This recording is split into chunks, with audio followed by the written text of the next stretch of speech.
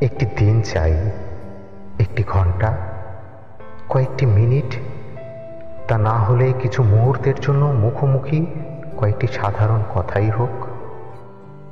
আর আর তারপর বিবর্তনের ধারা অব্যাহত রেখে ফিরে আসা। ৩৭ বছরের জীবন থেকে কয়েকটি মুহূর্ত চেয়েছিলাম মাত্র।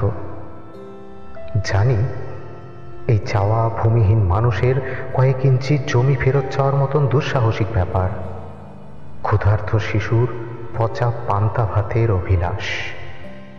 আমি জানি এই চাওয়া ৩ রাস্তার মোড়ে শিউলির মালা হাতে মেয়েটির ছেঁড়া জামায় হাত বাড়িয়ে তোমাদের সভ্যতা ধরবার মিথ্যা প্রয়াস।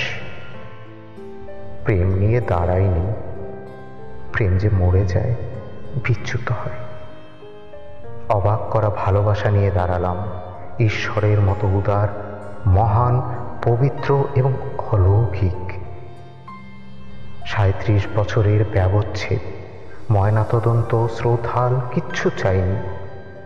একটি ঘন্টা, 2 কাপ ক্যাপেচিনো, আর মুখোমুখি বসে একটি সিগারেট। আমি জানি এই চাওয়া পরাশক্তিগুলোর কাছ থেকে আণবিক বোমা ফেরত নেবার মতন কোনো উচ্ছ্বসিত ঘটনা। জানো, বিবর্তনের ধারায় অনেক কিছুই শেষ হয়েছে, অনেক। কিশোরী থেকে নারী, প্রবাহমান নদী হতে স্রোতহীন ঝিরি, নিষ্পাপ চাহনি হতে কৃত্রিম হাসি, নিজেকে লুকোতে অনেক প্রসাধনী।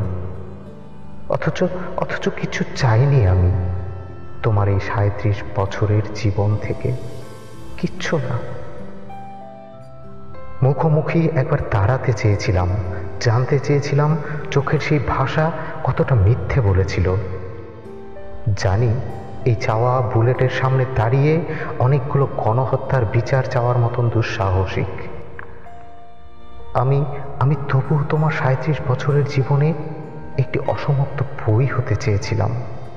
চেয়েছিলাম 1000 লাইনের কবিতা হতে।